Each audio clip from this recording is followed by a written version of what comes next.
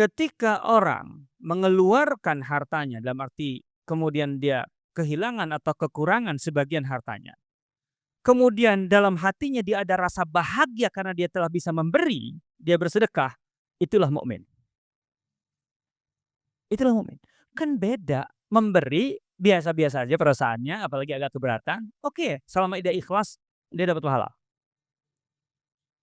Itu tapi berbeda di bobotnya dengan ketika dia memberi itu malah bahagia, ketika kekurangan tuh bahagia. Itu artinya dia sudah naik level, dia sudah masuk ke level beriman. Ketika Anda berbuat, memberi manfaat, nggak mesti ngasih duit ya, kan banyak gitu ya. Berkorban, memberi manfaat gitu ya. Kemudian melelahkan diri untuk kebahagiaan orang lain gitu kan. Tapi dalam arti yang halal ya, gitu. Dan kemudian Anda bahagia di situ karena telah berkorban, memberi, apapun itu bentuknya, berarti Anda sudah masuk level mukmin. Bahwa ketika Rasulullah SAW hendak meninggalkan Mekah, hijrah ke Madinah, oke, kan beliau keluar tuh malam-malam. Di tempat tidurnya siapa yang menempati? Ah, tahu semua itu, Ali bin Abi Thalib. Tapi saya yakin banyak yang nggak tahu bahwa Ali bin Abi Thalib dipesan oleh Rasulullah SAW untuk tidak segera menyusul ke Madinah. Jangan segera nyusul. Kenapa? Rasulullah SAW menugaskan Ali untuk mengembalikan titipan barang-barang milik orang-orang Quraisy. Siapa yang nitip? Orang-orang mukmin, Muslim? Ya nggak mungkin lah orang Muslim pada hijrah ke Madinah. Berarti mengembalikan kepada orangnya kan, pemiliknya. Lah siapa pemiliknya? Orang Muslim atau orang kafir? Ini yang menarik.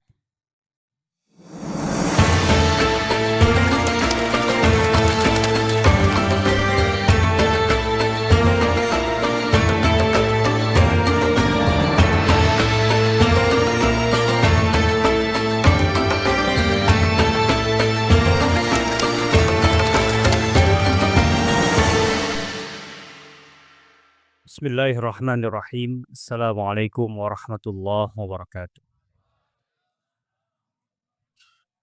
Alhamdulillahi rabbil alamin.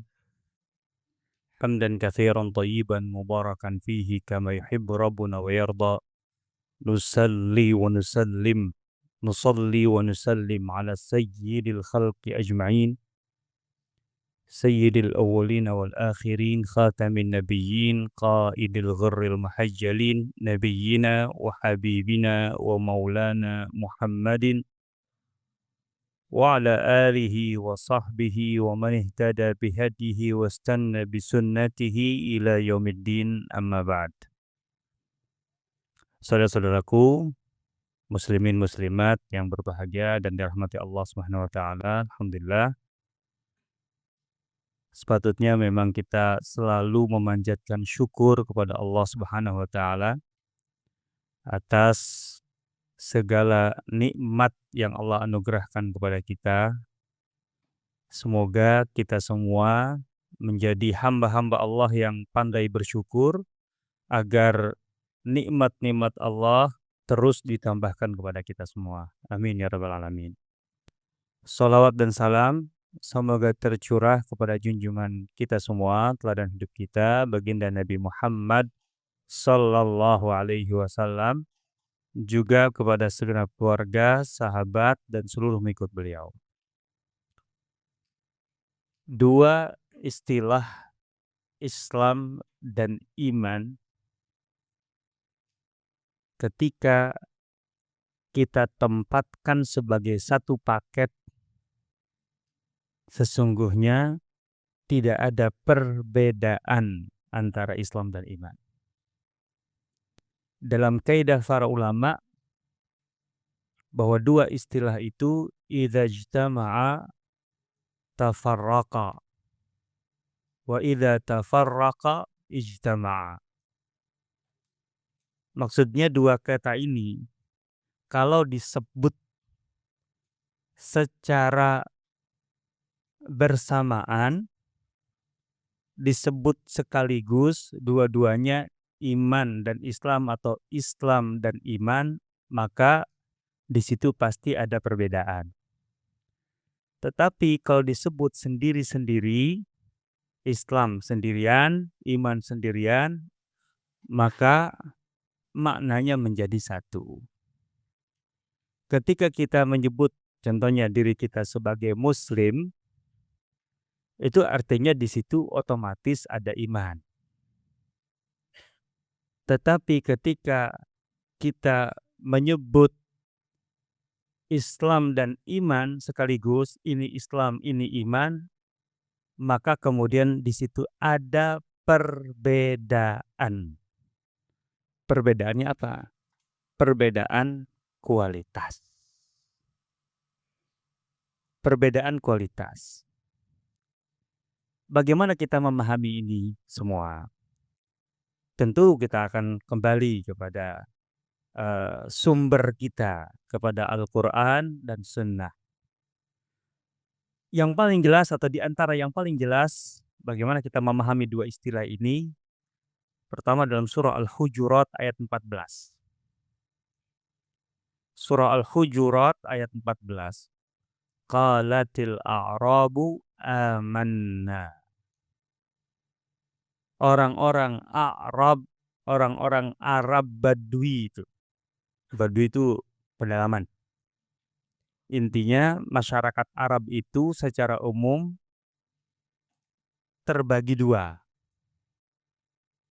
Arab yang tinggal permanen di kota dan Arab yang tinggal di pedalaman dalam arti tidak tinggal permanen sebagaimana yang tinggal di kota.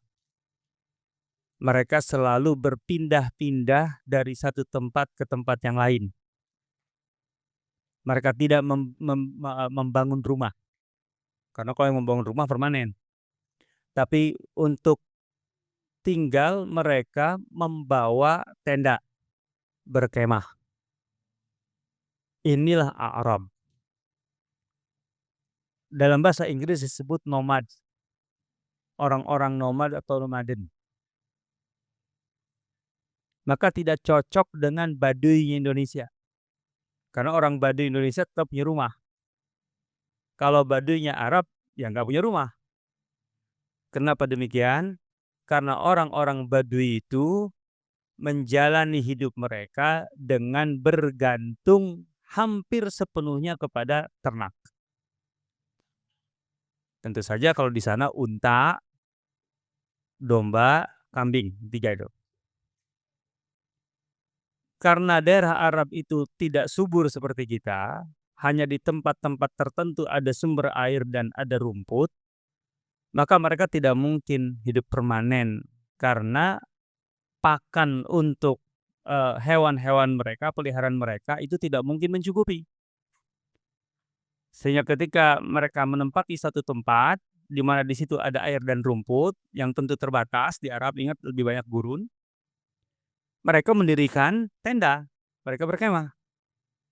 Begitu air itu berkurang, contohnya ke musim panas, kemudian rumput juga otomatis berkurang, mereka kemudian pindah, mencopot tuh tenda-tendanya, digulung lagi, kemudian pindah mencari tempat baru, sumber air yang masih belum tersentuh, rumput yang masih banyak.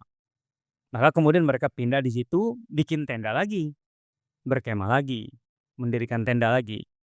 Nah itu makanya mereka disebut nomad atau nomaden, berpindah-pindah. Karena bergantung dengan itu. Mereka tidak membangun rumah. Nah itu di satu sisi. Di sisi lain, karena orang-orang Arab ini intinya bergantung pada ternak mereka dan pindah-pindah, akhirnya ketika ada yang masuk Islam, mereka tidak bisa selalu dekat dengan Rasulullah SAW. Berarti ada masalah dengan mereka, yaitu kurang bersentuhan dengan pendidikan. Itu intinya, problemnya itu kemudian. Makanya tingkat pendidikan orang-orang Arab itu cenderung rendah, lemah. Nah ayat ini, qalatil a'rabu amanna. Orang-orang A'rab itu datang-datang menjumpaimu, kemudian mengaku, "Kami telah beriman. Kami telah beriman." Padahal jarang ngaji, itu intinya. Itu intinya, pendidikannya rendah. Nah, jadi Arab itu bukan orang Arab, kalau orang Arab mah etnik. Arab itu lebih kepada budaya, orang Arab yang tinggal di pedalaman yang jarang bersentuhan dengan Rasulullah SAW atau kurang mengakses pendidikan. Tiba-tiba sekalinya ketemu langsung mengaku amanna. Nah, di sini Allah ingin memberikan pelajaran. Qul lam tu'minu. Katakan Muhammad, jawablah kata-kata mereka itu, sesungguhnya kalian belum beriman. Belum beriman. Artinya kalau beriman belum. Walakin qulu aslamna. Tapi katakanlah kami telah berislam. Berarti di sini ada perbedaan atau enggak? Betul. Orang-orang Arab itu mengaku kami telah beriman, Allah kemudian koreksi. Allah ajarkan, enggak, kalau beriman belum kalian. Tapi yang sudah kalian berislam. Walakin qulu aslamna walamma yadkhulil imanu fi qulubikum. Iman belum meresap di hati kalian. Ini menunjukkan Islam dan iman ada perbedaan. Oke, itu dari Al-Quran. Surah Al-Hujurat ayat 14. Hadis sahih, hadis Jibril yang diriwayatkan oleh Umar bin Khattab. Perawi akhirnya adalah Imam Bukhari, Muslim, dan lain-lain. Ada dalam kitab Arba'in Nawawi. Kalau akrab dengan buku Al-Arba'in An-Nawawiyah. Umar itu menceritakan kejadian yang dialami olehnya bersama para sahabat ketika sedang bermajlis dengan Rasulullah SAW. Ketika kami sedang bermajlis julusun inda Rasulillah SAW bersama Rasulullah SAW, sedang belajar, bermajlis. Dan Rasulullah SAW juga duduk bersama para sahabat. Ittala alaina rajulun. Tiba-tiba muncul orang asing. Artinya kami tidak mengenal siapa dia. Dan orang ini menarik. Orang asing itu kan bukan orang dekat. Kalau orang dekat mah pasti nggak asing. Oh iyalah, repot kalau orang dekat asing. Ada apa ada?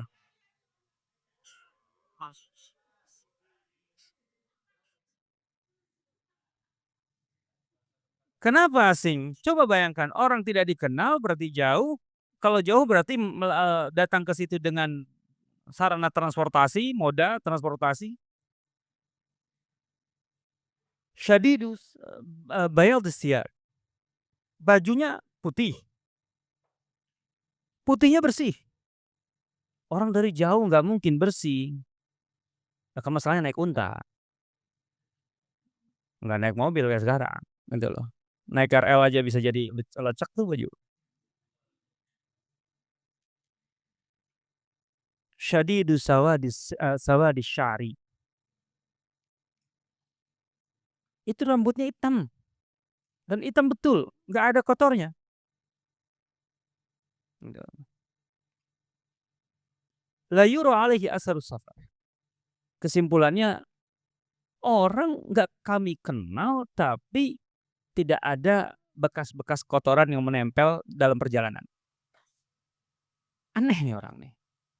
Tambah aneh lagi, begitu dia tiba ke majelis itu langsung istilahnya so akrab dengan Rasulullah SAW. Istilah kita. Lah iya, duduk fa'asnada rukbataihi ila rukbataihi. Lututnya ditempelkan dengan lutut Rasulullah SAW. Coba bayangkan itu nempel lutut. Dan kemudian meletakkan tangannya di atas paha Rasulullah SAW dan kemudian berkata, Muhammad, akhbirni mal Islam. Muhammad, jelaskan padaku apa itu Islam. Nah, Rasulullah SAW nggak kaget. Umar aja yang kaget dan para sahabat. Para sahabat itu senang kalau ada orang asing datang karena pasti nanyanya yang nggak kebayang gitu, out of the box. Lah karena kalau para sahabat mah udah biasa hari-hari dengan Rasulullah SAW. Kalau orang asing mah kan out of the box. "Akhbirni mal Islam." Ini termasuk out of the box ini. "Jelaskan padaku apa itu Islam." Bayangkan Islam yang begitu luas, ini orang minta penjelasan ringkasnya apa, gitu loh. Ringkasnya apa Islam itu? Dalam hidup itu kan kadang-kadang perlu yang ringkas-ringkas kan, yang simpel-simpel. Maka Rasulullah menjawabnya dengan rukun Islam itu. Kita kenal rukun Islam itu karena hadis ini.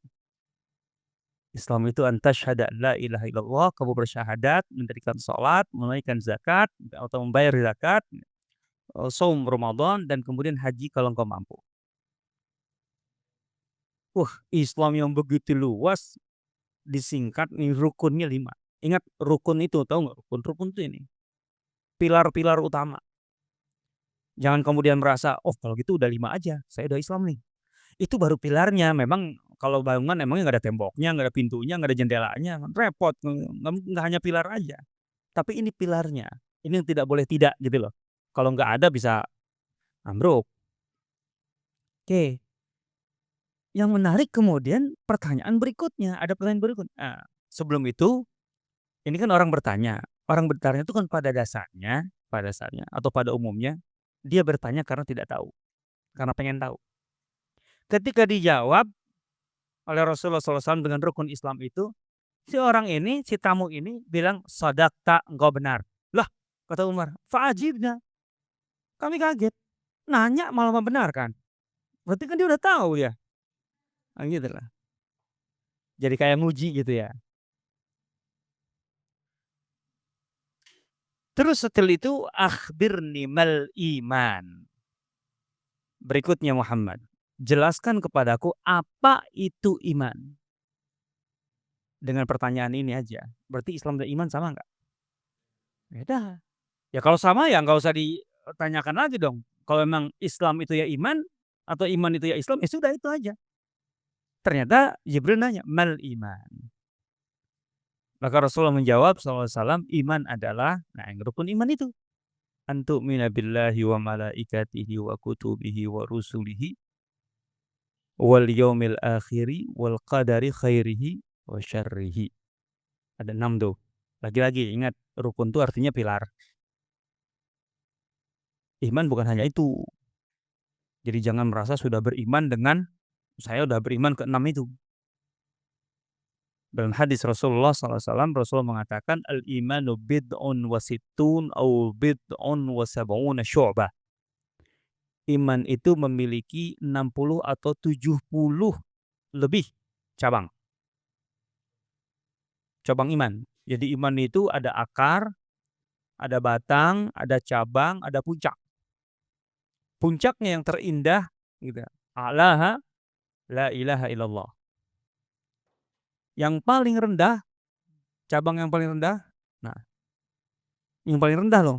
Berarti paling rendah itu paling ringan, paling apa. Ini yang pada belum sanggup semuanya. Apa itu? Imatatul adza 'anit thariq, menyingkirkan gangguan dari jalan. Jangan mengklaim sudah bisa. Tuh pemerintah pakai anggaran triliunan aja nggak bisa. Loh trotoar nggak bisa dipakai, banyak yang jualan, kemudian galian di mana-mana, lobang juga menganga, lampu merah sering mati. Itu kan gangguan semua di jalan kan? Itu. Ternyata iman yang paling rendah aja belum bisa. Oke, kita kembali ke sana.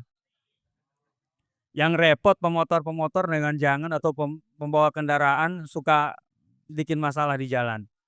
Itu imannya rendah loh.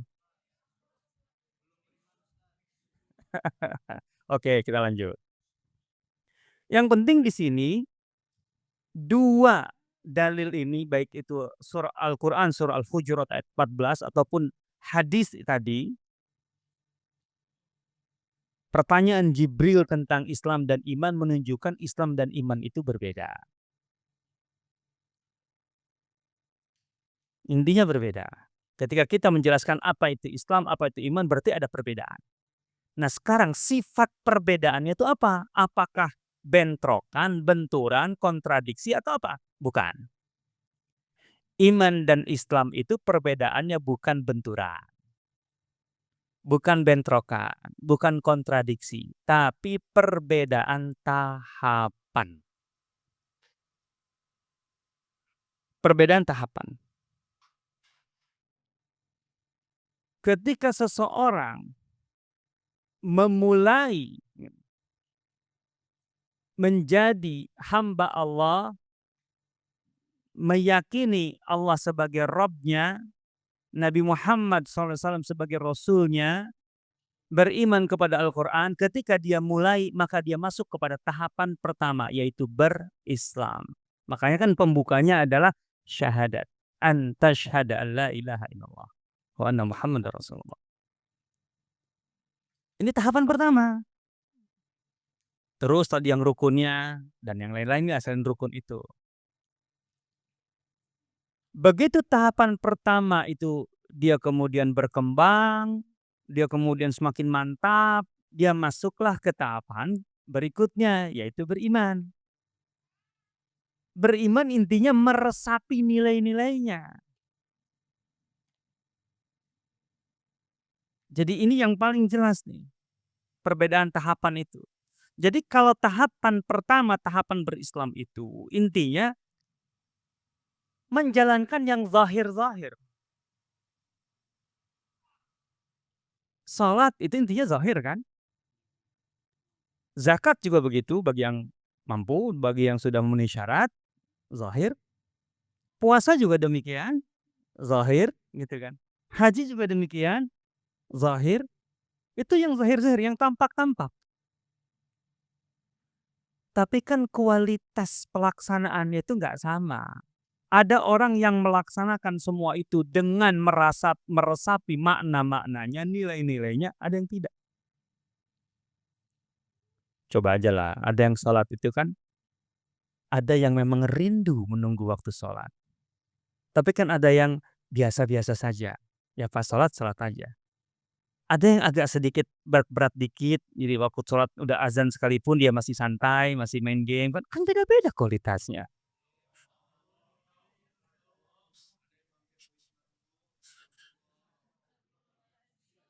Itu menunjukkan perbedaan kualitas dalam pelaksanaan satu amalan. Apalagi kalau kita bicara banyak amalan. Ada yang sanggup 2 amalan, ada yang sanggup 3 amalan, ada yang sanggup 4 amalan, kan begitu. Itu yang membedakan. Jadi ini masalah tahapan. Jadi ketika kita bicara sebagai tahapan nih, berislam kemudian beriman. Orang ketika bersyahadat masuk Islam, apakah dia percaya Allah sebagai Tuhan? Ya percaya kalau sekedar percaya. Nggak mungkin enggak, masa kemudian dia syahadat tidak percaya Allah sebagai Rabb-nya, Tuhannya. Apakah orang yang sholat itu tidak percaya dengan Al-Quran? Ya percaya. Tapi kan iman bukan hanya percaya. Iman itu kualitas. Gitu loh. Itu basic dari iman percaya, tasdik. Tapi iman itu paket yang lebih komplit ketimbang sekedar percaya. Nah, maka ketika kita membicarakan istilah Islam dan iman sebagai kualitas, sebagai tahapan, ini yang penting bagi kita. Ini bukan lagi sekedar identitas. Kan kalau sekedar identitas, Islam itu membedakan atau menjadi pembeda seseorang gitu antara muslim dengan kafir gitu. Itu pembeda. Gitu ya. Muslim dengan non-muslim istilah kita.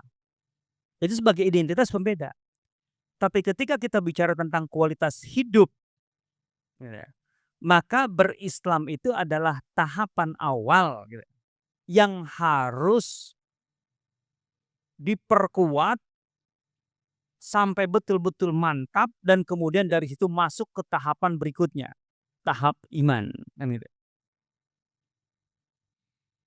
Bahkan kalau kita berbicara tentang kualitas, hadis Jibril tadi masih ada terusannya.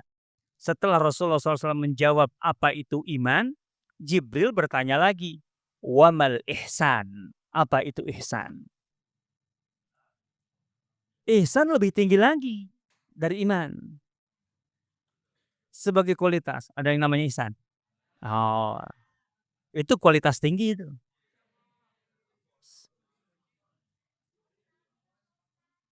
Oh gitu ya? Masya Allah. Jadi Islam, iman, ihsan. Lo bayangkan ihsan itu sampai ketika Rasulullah SAW menjawab, keterangan Rasulullah SAW apa? Anta'budallah ka'annaka tarah. Ihsan itu ketika engkau beribadah kepada Allah, itu seakan-akan engkau melihatnya. Kalau orang seakan-akan melihat Allah itu dunia itu udah kayak kayak betul-betul bukan lagi blur, bumi itu gelap, hanya fokusnya untuk Allah, lillah. Udah berat itu, level tinggi sekali. Fa illam takun tarah, berihsan itu kalau engkau memang tidak sanggup sampai seakan-akan melihat Allah, fa innahu yarak, engkau merasa betul dilihat Allah. Kalau manusia merasa dilihat Allah, beres, kelar hidupnya. Ya iya merasa dilihat CCTV aja orang nggak mau neko-neko kan, itu CCTV. Ya kalau orang merasa dilihat Allah, kok nggak mungkin macam-macam hidupnya. Oh iya, mau macam-macam merasa dilihat Allah loh, kacau hidup. Itu dia, ihsan itu level tinggi sekali. Saya ingin melengkapi saja, bahwa kualitas hidup kita, itu dimulai dari tahap pertama berislam, masuk tahap kedua beriman, tahap tiga berihsan. Nah, saya perlu memasukkan satu istilah, supaya paham. Bahwa berislam, beriman, dan berihsan, itu payungnya, itu adalah takwa. Jadi berislam, beriman, dan berihsan adalah tahapan-tahapan kualitas takwa. Karena memang takwa itu kita diminta oleh Allah Subhanahu wa taala dari level standar sampai level tertinggi. Ya ayyuhalladzina amanu taqullaha haqqa tuqatih. Haqqa tuqatih itu adalah sebenar-benarnya takwa, sejatinya takwa. Jadi ini bukan takwa kelas rendah, standar, takwa paling tinggi. Makanya kalau kita mendengar sebab nuzulnya, ketika ayat ini turun, para sahabat itu kaget betul. Kaget dalam arti syok, terguncang. Karena mereka tahu artinya. Allah meminta orang-orang beriman gitu ya, untuk mencapai level takwa tertinggi. Ya ayyuhalladzina amanu taqullah. Itu kan perintah. Yang memerintahkan siapa? Yang diperintah siapa? Kita. Manusia kayak orang lain aja, kita. Bedanya kita dengan para sahabat, kalau para sahabat itu ketika dipanggil oleh Allah, ya ayyuhalladzina amanu itu kan itu nida, itu panggilan. Loh, secara umum ini naluri, anak-anak kalau dipanggil emaknya gimana? Kan langsung, gitu ya, nyaut. Kalau dipanggil, kalau diundang sama presiden, ogah ya, waduh ya Allah gitu-gitu amat sih, jangan gitulah. Udah gini aja, kalau sultan manggil gitu, sultan dalam arti sesungguhnya, ngundang, datang nggak? Nggak datang. Apalagi terkenal dia dermawan, suka baik, kalau manggil tuh pasti ngasih, datang nggak? Oh iya datang lah, sultan lagi apalagi. Bagaimana kalau yang manggil tuh Allah? Yang Maha Pengasih, Maha Penyayang, Maha Pemurah, Maha Dermawan, Maha memiliki segalanya. Makanya para sahabat kalau mendengar ayat-ayat Al-Quran yang diawali dengan ya ayyuhalladzina amanu, wah itu langsung mereka merespon. Allah mau apa dari kita?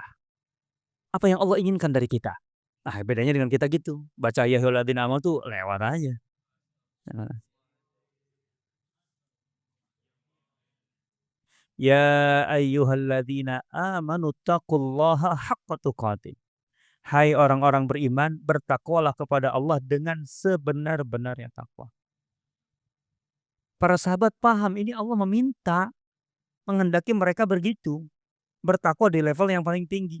Maka mereka ingin mendapatkan keterangan dari Rasulullah SAW, "Ya Rasulullah, bagaimana pelaksanaan operasional dari sebenar-benar takwa?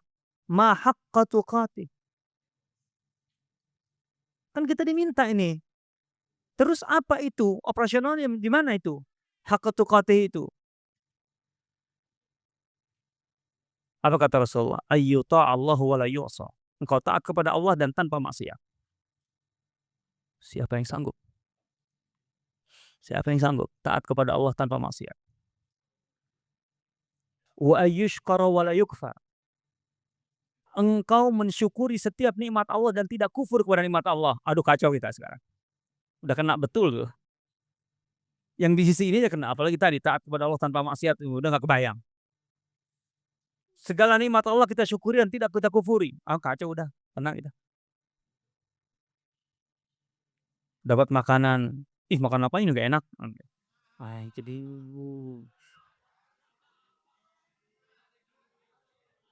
setidaknya makanan tidak enak tuh pasti ada, preferensi beda-beda, tapi yang nggak usah dibilangin kayak makan apa ini nggak enak.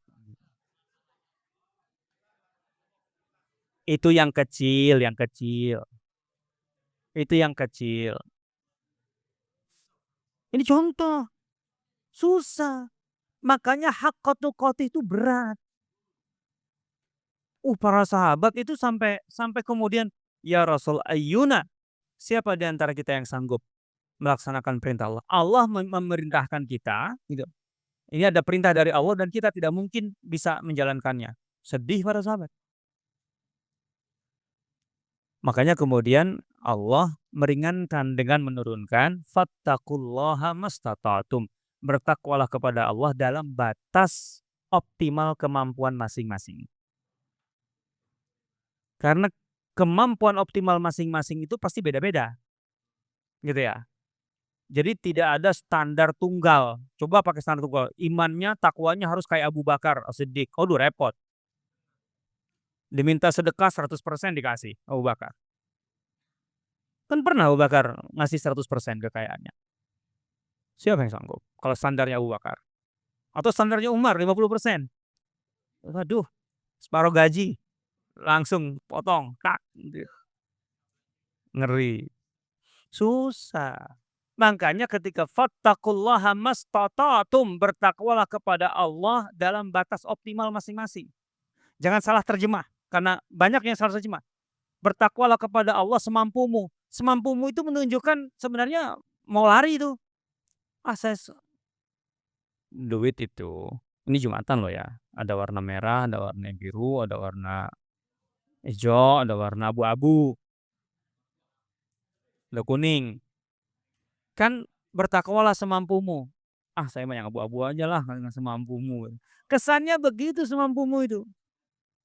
Padahal sebenarnya yang merah pun mampu. Ya sudah yang merah kenapa? Artinya dalam batas optimal kemampuanmu. Masing-masing punya ukuran optimalnya, kan gitu ya. Itu yang penting.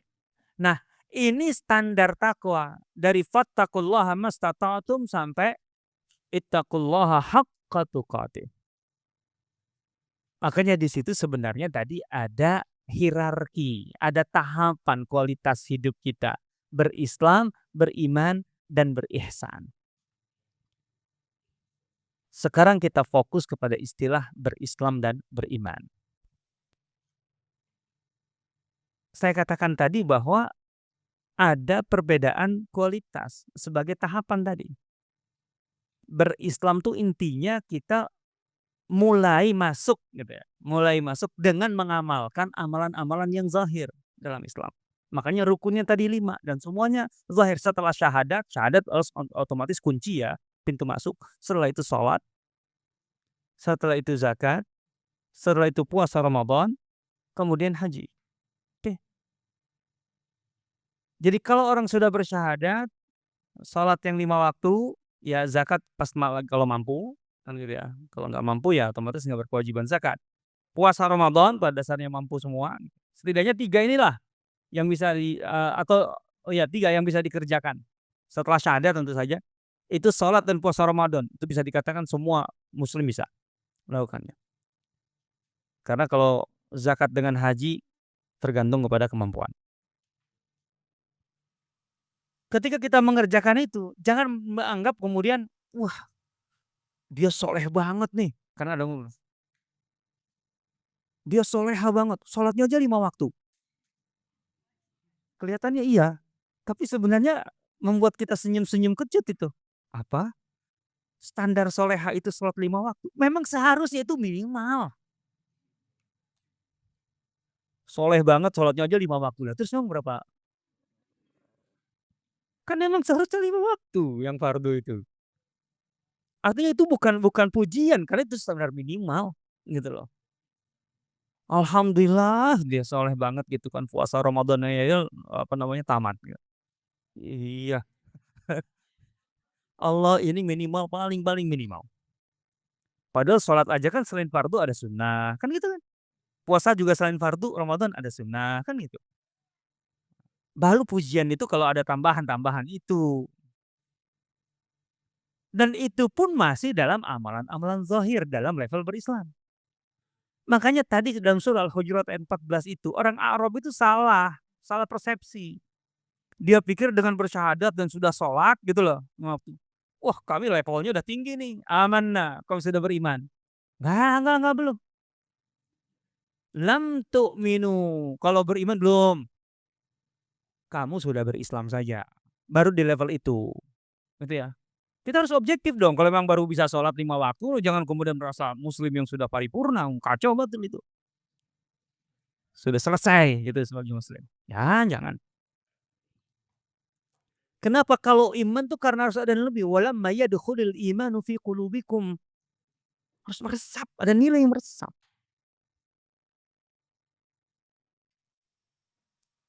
Iman itu bisa didapatkan dalam amalan zahir, tapi kualitas amalan zahirnya itu.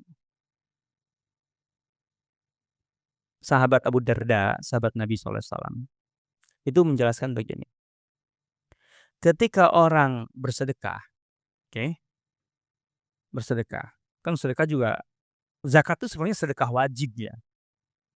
Kan kemudian sedekah yang umumnya kan kita sebut sedekah, sudah sunnah gitu. Orang ketika bersedekah, itu kan amalan zahir. Ketika dia bersedekah, perasaan hatinya biasa-biasa saja, hambar aja, pokoknya saya memberi. Dan ada yang keberatan, tapi juga sedekah juga. Alhamdulillah, itu pahalanya ada pasti. Kata berbeda dengan orang ketika bersedekah, dalam arti lain kan ketika dia kehilangan sesuatu yang dia miliki, atau berkurang sesuatu yang dimiliki, kan sedekah kan begitu. Gajinya 15 juta per bulan, betul gini, amin kayak gitu loh. Yang nggak amin berarti lebih gede, yang nggak amin berarti udah gede, lebih gede itu. Kemudian dia sedekahkan 2 juta, kan ada kekurangan di situ, berkurang. Ada kehilangan di situ. Ketika orang mengeluarkan hartanya, dalam arti kemudian dia kehilangan atau kekurangan sebagian hartanya, kemudian dalam hatinya dia ada rasa bahagia karena dia telah bisa memberi, dia bersedekah, itulah mukmin. Itulah mukmin. Kan beda, memberi biasa-biasa aja perasaannya, apalagi agak keberatan, oke, selama dia ikhlas, dia dapat pahala. Itu tapi berbeda di bobotnya dengan ketika dia memberi itu malah bahagia, ketika kekurangan tuh bahagia. Itu artinya dia sudah naik level, dia sudah masuk ke level beriman. Ketika Anda berbuat, memberi manfaat, nggak mesti ngasih duit ya, kan banyak gitu ya. Berkorban, memberi manfaat gitu ya. Kemudian melelahkan diri untuk kebahagiaan orang lain gitu kan. Tapi dalam arti yang halal ya, gitu. Dan kemudian Anda bahagia di situ karena telah berkorban, memberi, apapun itu bentuknya, berarti Anda sudah masuk level mukmin. Dalam hal itu setidaknya. Ini yang membedakan.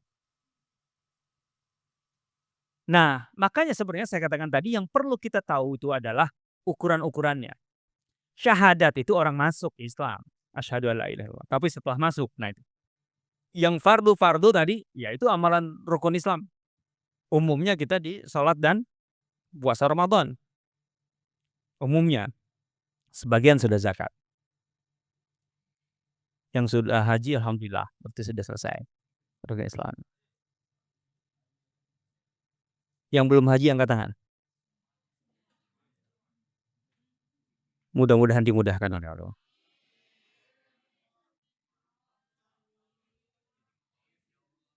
Ya kalau untuk sekarang ya setidaknya yang masuk akal haji plus lah. Karena haji reguler nggak kebayang. Sudah sampai ada yang 40 tahun ini masa tunggunya. Ya boleh haji yang langsung berangkat juga. Mudah-mudahan furoda bisa stabil, kemarin nggak stabil. Baik, ala kulli hal. Berislam itu ada standarnya. Setelah masuk asyhadu alla ilaha illallah itu ada standarnya. Standar minimal. Artinya spek standar. Nah, gitu gampangnya. Spesifikasi standar. Itu biasa itu, spek-spek standar itu. Beli handphone gitu kan. Ini mau keluar nih. iPhone 17 contohnya. Yo, ya setidaknya berita aja dulu lah. Kan ada yang standarnya, ada yang kemudian menengah, ada yang topnya kan begitu. Semuanya juga begitu. Begitu juga ketika kita berislam, ada standar minimal. Spesifikasi yang harus dipenuhi sebagai muslim. Ingat, di level awal nih, tahapan awal. Bukan mukmin lagi, muslim. Dalam hadis Rasulullah SAW diantaranya, sabda Rasulullah SAW, al-muslimu, ini contoh ya, berislam kan, man salimal muslimuna min lisanihi wa yadih. Ini hadis ini diulang-ulang oleh Rasulullah SAW. Di antaranya di Haji Wada beliau menyampaikan ini. Al-muslimu man salimal muslimuna min lisani. Al-muslim berarti orang yang muslim, berislam. Minimal. Karena beliau nanti membedakan dengan al-mu'minu. Nah itu beda lagi. Al-muslimu man salimal muslimuna min lisanihi wa yadihi. Orang muslim dalam arti ketika orang itu berislam. Ini minimalnya harus dipenuhi.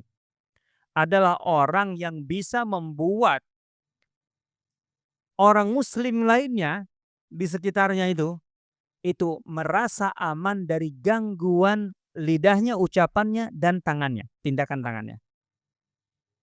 Saya ulangi. Orang muslim itu adalah orang yang membuat kaum muslimin di sekitarnya aman dari gangguan ucapannya dan tindakannya. Jadi kalau ada orang muslim, tetangganya, sebelahnya itu kemudian nggak nyaman, merasa nggak nyaman dengan keberadaan dia, karena selalu diganggu, selalu dibully, selalu disakiti, itu standar muslim aja belum nyampe, standar minimal. Maka seorang muslim itu nggak boleh mengganggu saudaranya, nggak boleh menyakiti saudaranya, gitu loh. Apalagi kemudian menyakitinya sampai dengan tindakan, dengan fisiknya.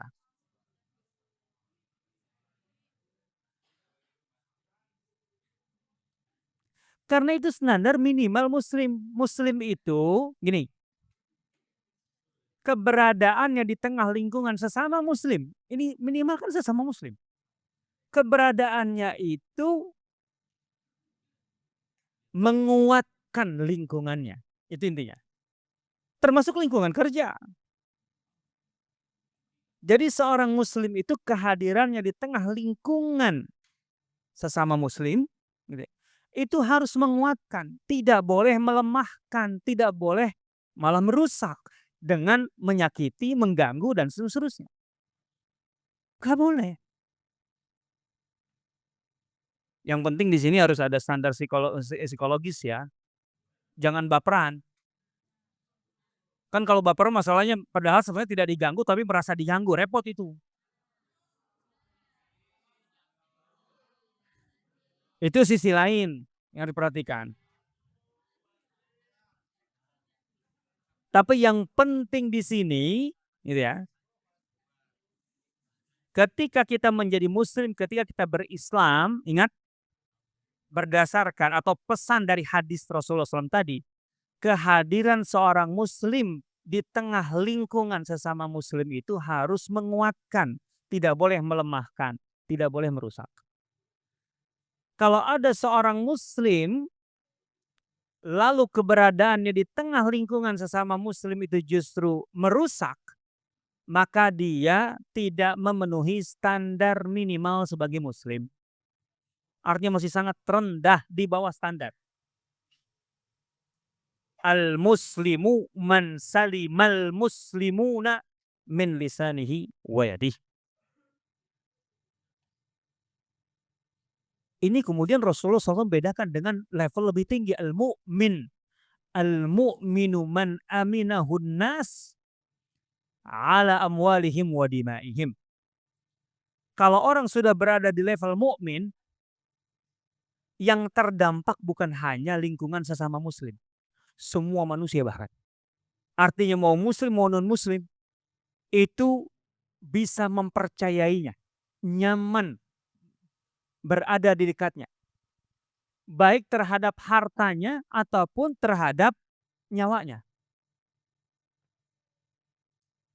Artinya keberadaan seorang mukmin dengan kualitas iman gitu loh, itu bahkan kebaikannya, dampaknya itu terasa oleh semua orang, bukan hanya sesama muslim. Orang kafir sekalipun sampai respect kepadanya. Tuh, di situ. Orang kafir aja sampai bisa berinteraksi dengan rasa aman, nyaman, amanah. Man aminahun nas. Sehingga mereka tidak takut gitu loh dengan harta mereka, dengan nyawa mereka, tidak takut terganggu, terancam, tersakiti, enggak. Dan tentu Rasulullah SAW itu berada di level paling tinggi kan. Al-Amin. Al-Amin. Saya berikan sekelumit aja contoh dari Rasulullah SAW. Sebagai uswah kita, sebagai teladan kita. Rasulullah SAW itu berapa lama berdakwah di Mekah? Ada yang tahu? Berapa? 13 tahun. Di Madinah 10 tahun. Totalnya 23 tahun. Oke. Selama di Mekah 13 tahun, itu mayoritas orang Mekah beriman atau musyrik kafir? Kira-kira berapa perbandingannya antara yang beriman dengan yang kafir di Mekah selama 13 tahun? Ini masalahnya. Berapa jumlah kaum muslimin sampai Rasulullah SAW hijrah? Ayo, ada yang tahu? Sampai Rasulullah hijrah. Selama 13 tahun itu berapa yang beriman kepada Rasulullah SAW? Ah, nggak pada tahu datanya nih. Ketahuan nggak belajar sirah.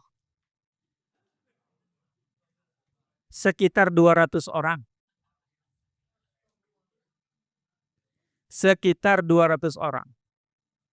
Tapi perbandingannya penduduk Mekah berapa emang? Ya banyak, masa sedikit.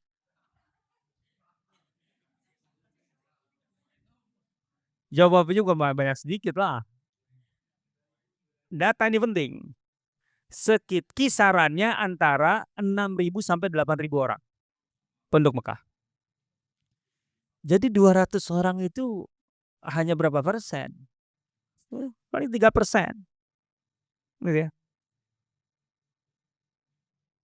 Atau sorry. Iya. 5% nggak nyampe. 3-4%. Jadi pada umumnya orang Mekah itu menentang Rasulullah SAW atau tidak?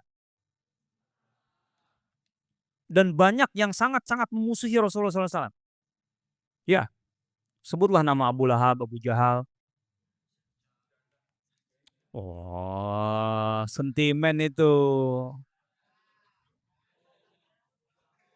Ya itu fotokopi aja, fotokopi. Ada Uqbah bin Abi Mu'aid, ada An-Nadhr bin Haris, ada Al-As bin Wa'il As-Sahmi, ada Walid bin Mughirah, ada Utbah bin Rabi'ah, ada Syaibah bin Rabi'ah, ada Umayyah bin Khalaf, ada Sofwan bin Umayyah, ada Ubay bin Khalaf, dan. Dan harus diketahui dalam arti tolong dicatat. Kelompok yang paling memusuhi Rasulullah SAW di Mekah itu, latar belakangnya bisa hampir dipastikan seluruhnya adalah pengusaha. Pengusaha. Abu Lahab itu pengusaha. Walid bin Mughirah, ayahnya Khalid bin Walid, itu pengusaha besar. Ketika dia meninggal saja, mau meninggal, wasiatnya kepada anak-anaknya Khalid bin Walid dan lain-lain, tolong selesaikan urusan utang piutangku dengan Raja Mesir. Dagangnya dengan Raja Mesir. Abu Sufyan itu dagangnya sampai ke Persia dan dijamu oleh Kisra atau Raja Persia. Sekelas itu permainannya. Kelas-kelas sultan. Bukan pengusaha biasa. Baik. Potong di sini datanya, karena ini akan terkait dengan ini yang saya maksudkan. Bahwa Rasulullah SAW itu Al-Amin. Bahwa orang mukmin itu, jangankan sesama muslim, orang kafir aja merasa nyaman dengan dirinya. Rasulullah SAW 13 tahun di Mekah dan dimusuhi. Dan kelompok paling memusuhi Rasulullah SAW adalah pengusaha. Ada satu data menarik yang diungkapkan oleh ahli-ahli sirah Nabawiyah. Di antaranya Imam As-Suhaili dalam Ar-Raudhul Unuf. Bahwa ketika Rasulullah SAW hendak meninggalkan Mekah, hijrah ke Madinah. Kan beliau keluar tuh malam-malam. Di tempat tidurnya siapa yang menempati? Tahu semua itu, Ali bin Abi Thalib. Tapi saya yakin banyak yang nggak tahu bahwa Ali bin Abi Thalib dipesan oleh Rasulullah SAW untuk tidak segera menyusul ke Madinah. Jangan segera nyusul. Kenapa? Rasulullah SAW menugaskan Ali untuk mengembalikan titipan barang-barang milik orang-orang Quraisy. Siapa yang nitip? Orang-orang mukmin, muslim? Ya nggak mungkin lah orang muslim pada hijrah ke Madinah. Berarti mengembalikan kepada orangnya kan, pemiliknya. Lah siapa pemiliknya? Orang muslim atau orang kafir? Ini yang menarik. Ini yang menarik. Rasulullah SAW itu dimusuhi. Dan yang paling memusuhi di Mekah itu para pengusaha justru. Tadi saya sebut nama-nama itu pengusaha semua. Tapi para pengusaha itu, meskipun sangat-sangat memusuhi Rasulullah SAW, namanya pengusaha, nggak mungkin duit ditaruh di atas, di bawah bantal semuanya kan, barang-barang. Jadi mereka sudah terbiasa punya mekanisme menitipkan barang, dan itu juga bagian dari cara mereka untuk menyelamatkan aset kan, menyimpan aset kan. Karena kalau dipegang sendiri mah biasa lah, ada aja gitu. Pengen ini, malah kemudian disimpan. Kalau kita makan sekarang disimpan di bank, tapi di bank juga mau diblokir kalau nggak ya. Susah, serba susah sekarang ya. Yang penting itu masalahnya kalau ada saldo, kalau nggak ada saldo susah juga. Zaman itu kan nggak ada, tapi penyimpanan itu ada, penitipan itu ada. Jadi konsep wadiah, gitu ya, penitipan dan penyimpanan itu sudah ada. Dan itu keperorangan zaman itu. Jadi bukan ke lembaga, perorangan.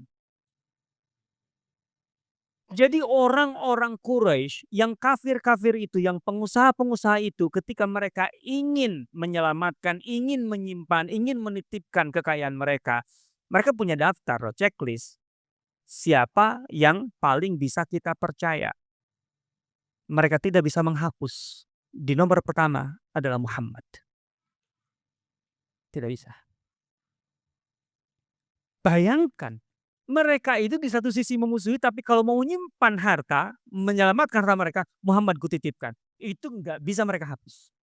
Dan ini buktinya. Ali diminta oleh Rasulullah SAW, ditugaskan oleh Rasulullah, ketika Rasulullah kan dititipin kan berarti bertanggung jawab kan. Beliaunya pergi. Dan nggak mungkin bilang-bilang, kalau hijrah bilang-bilang orang mau dibunuh kok. Akhirnya kan melalui Ali. Kembalikan titipan itu. wada'i, itu jelas dalam teksnya. Yang menarik lagi, Ali butuh 3 hari untuk mengembalikannya. Kalau 2 karung doang mah kan nggak perlu 3 hari. Itu artinya volumenya besar dan kemungkinan yang nitip juga banyak orang, bukan 1 orang. Itu yang jelas. Loh, ini kan yang sulit untuk kebayang sekarang kan? Lah dia musuhi, tapi kalau mau menyelamatkan barang atau menitipkan barang ke yang paling amanah, ya Muhammad. Itu nggak bisa mereka tolak, nggak bisa mereka tolak. Makanya kan Rasulullah pernah mengatakan, "Apa alasan kalian tidak percaya kepada aku? Aku dipercaya oleh, penghuni langit dan oleh penghuni bumi." Tuh buktinya, musuhnya aja percaya. Coba kalau lagi dengan teman lagi gesek-gesekan lah gitu kan, ribut lah intinya, udah nyampekan lah. Setelah itu bubarlah cerita dari nongkrong itu. Kemudian telepon, "Aku mau pergi keluar kota dulu, kutitipin dulu ya 500 juta aja ya, aku transfer ke kamu, bisa nggak?" Habis marahan kayak gitu. Nggak kebayang Boro, ini musuhan, dimusuhi. Dan Rasulullah SAW terima, masalah kalian memusuhi aku oke, itu mah masalah resiko dakwah, ya kan. Tapi bahwa kalian percaya padaku, amanah, aku pegang. Dan itu integritas, itu reputasi, saya jaga.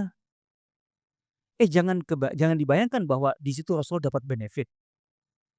Nggak ada, yang namanya penitipan itu bukan komersil, itu sosial, nggak ada. Yang menitipkan itu kemudian bayar administrasi apa, nggak ada itu. Namanya kita nggak ada.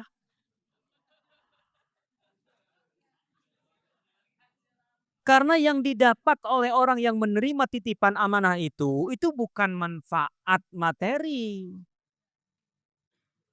Justru yang lebih tinggi dari sekedar materi, itu masalah kepercayaan, trust. Dalam dunia bisnis, nomor satu trust. Kenapa banyak perusahaan, kantor-kantor perusahaan besar, itu banyak di Singapura? Memang punya apa Singapura? Punya trust. Orang percaya kalau naruh di Singapura. Jangan-jangan ada yang naruh duitnya di Singapura nih. Tuh. Dia jualan itu, trust. Singapura itu. Dulu begitu. Jadi Rasulullah SAW, "Kalian memusuhi aku oke, tapi amanah kalian akan kujaga dan kubuktikan." Coba bayangkan itu. Ini dia, orang kalau sudah level mukmin gitu loh, beriman bukan sekedar berislam, jangankan sesama muslim, orang non muslim aja merasa nyaman ketika berinteraksi dengan dia. Merasa aman, tidak mungkin akan terganggu. Yah, ini memang perbedaan level. Ini harus kita pahami. Berislam dan beriman. Kalau ingin tahu lebih banyak contoh-contoh dalam hal apa saja perbedaan berislam dan beriman, silahkan di antaranya yang saya rekomendasikan buka buku, eee, karya Ibnu Rajab, Jami'ul Ulum wal Hikam.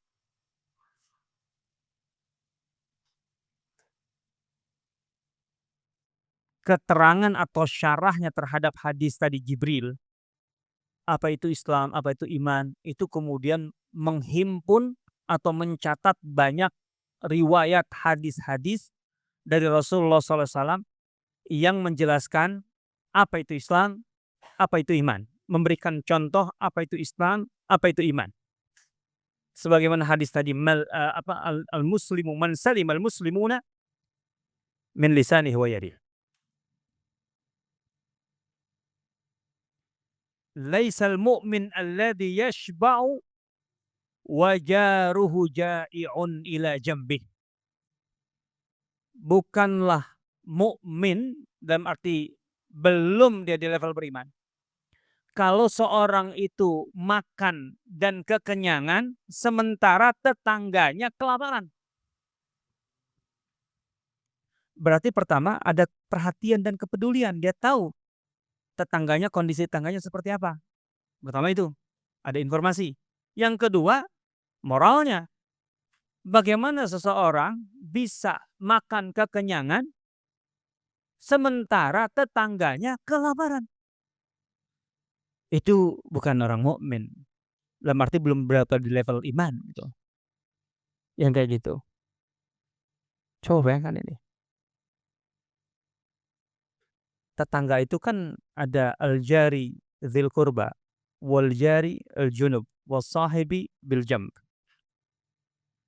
Tetangga itu ada tetangga lokasi, ada tetangga dalam arti kedekatan karena kekerabatan gitu ya.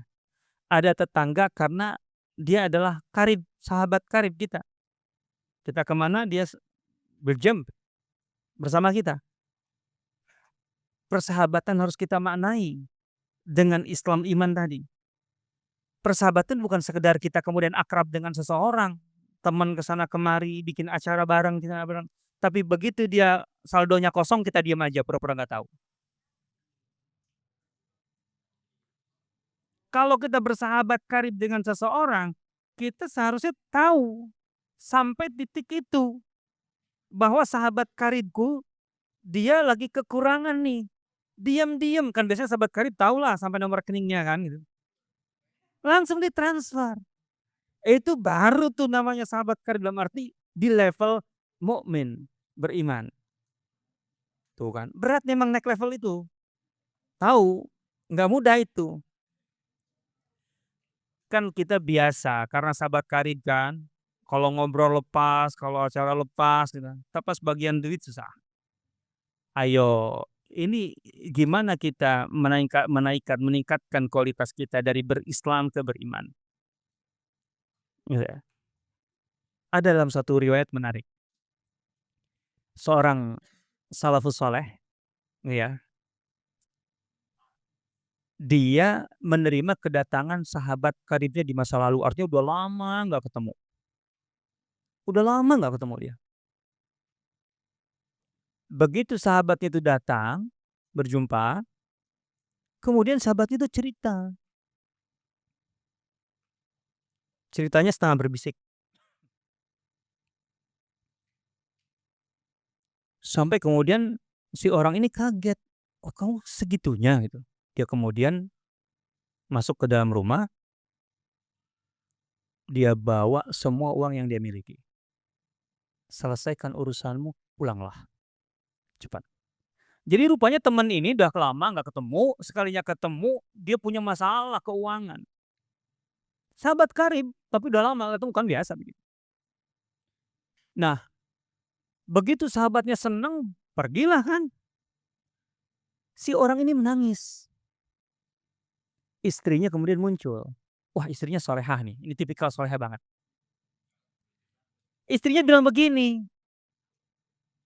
solehah tapi salah paham. "Suamiku, kenapa engkau menangis? Kenapa engkau nggak berterus terang? Kalau yang kau serahkan itu memang itulah hartamu hari ini, artinya itulah yang kau miliki semuanya." Artinya istrinya berpikir, suaminya itu nangis sedih karena dia harus menyerahkan semuanya dan tidak punya apa-apa. Dia pikir begitu, wajar aja kan, itu normal kan. Tapi istrinya nggak nyalain, nggak nyalain dalam arti, "Kenapa kau kasih, kan kita aja butuh." Nggak gitu, nggak gitu, nggak gitu, nggak gitu. Artinya kenapa nggak kau terus terang, bahwa yang kau serahkan padanya itu, itulah semua yang kau miliki saat ini. Sehingga kau bersusah hati dan sedih. Apa kata suaminya? "Bukan itu masalahnya, istriku. Kenapa? Aku menangis sedih. Kenapa sebagai sahabat gitu, aku baru tahu masalah dia ketika dia datang. Seharusnya aku tahu sebelum dia datang dan aku sudah menyerahkannya sebelum itu." Untuk levelnya susah ini. Coba punya 5 aja sahabat kayak gitu ya, urusan kita selesai.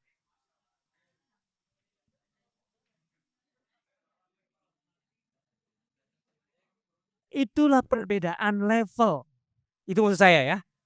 Saya ingin menjelaskan itulah perbedaan-perbedaan level. Jadi dalam hidup ini kita jangan pernah merasa saya sudah berada Di titik puncak dalam arti, "Saya mah alhamdulillah udah soleh lah." Jangan, karena level tingkatan kesolehan, tahapan kesolehan itu banyak sekali. Tadi iman aja ada 77 cabang, ya 60 atau 70 cabang, lebih. Jadi kalau kita naik pohon istilahnya, kan otomatis melalui bertahap kan, cabang paling rendah naik lagi, itu aja luar biasa. Cabang paling rendah aja tadi berat, menyingkirkan gangguan dari jalan, kan itu budaya berkendara kita kan menunjukkan cabang iman terendah aja ini tidak terselesaikan. Bayangkan berhenti di pinggir jalan hanya karena mau beli sesuatu dari situ, ngalangin jalan, gitu kan. Jadi gimana gitu? Ya kan mau berhenti di mana ya atau mau perlu apa ya berhenti di situ kalau kita makan, nggak nyari tempat yang kosong, nggak, kebiasaan. Itu sebenarnya mencerminkan iman yang paling rendah. Maksudnya itu pun nggak tercapai. Nah, ini yang ingin saya sampaikan. Apa yang membedakan antara Islam dan iman? Ketika itu atau kita pandang sebagai kualitas hidup, maka jelas berislam adalah tahapan awal yang harus terus dimantapkan agar kita bisa masuk ke tahapan beriman. Dan itu perlu dilatih. Kalau mau langsung operasionalnya kayak gimana, gitu, ambil rekening teman 5 gitu, nah atau latih. Iya kan 10.000 kan dulu, nggak apa-apa kan mikir. Yang penting transfer. Nah ini contoh. Dengan demikian maka sebenarnya hidup kita itu menjadi asik. Kenapa? Ketika kita tahu bahwa target kita itu begitu tinggi dan kita sedang berproses, maka dalam setiap etape, setiap perhentian, kita merasa, "Oh, saya berada di level ini, saya kemudian ngejar level berikutnya." Hidup itu menjadi asik, berwarna, nggak monoton. Kalau hidup ini kita jalani hanya sebagai rutinitas, begitu aja. Kita merasa, ya tadi kalau sudah sholat 5 waktu, sudah puasa Ramadan aja udah merasa soleh, solehah. Dalam arti udah kayak top aja. Enggak, belum. Dan itu asyik insya Allah. Dan ingat, dengan begitu pada dasarnya kita semakin dekat dengan Allah. Artinya dekat dengan Allah tuh menjadi jelas karena ada ukuran-ukurannya, ada spesifikasinya. Kalau tidak ada ukuran, tidak ada spesifikasi, ya itu yang nggak enak hidup itu. Karena semuanya sama, hambar. Kalau semuanya kemudian jadi enak karena mecin, nggak asik. Bagi jago masak, ya kan? Apa yang membuat chef siapa tuh waktu bilang tuh, apa yang membuat makanan seorang chef itu begitu mahal? Nggak tahu sih siapa gitu. Tapi pernah saya nonton itu. Karena dia bagaimana menciptakan, men-create semua makanan itu enak tanpa penyedap rasa, kan gitu. Nah, itu bagi juru masak itu. Kalau kita mah kan itu gampang aja, bukan kita sih, saya lah gitu ya. Asal dikasih mecin sama aja enak gitu. Tapi kan nggak asik hidup. Makan sop sama, makan ini sama, makan ini semua sama gitu kan, nggak ada bedanya. Tapi kalau setiap makanan itu khas, nah itu hidup, kualitas hidup. Wallahu taala alam, saya rasa mungkin ada kesempatan untuk diskusi atau apa, gitu ya.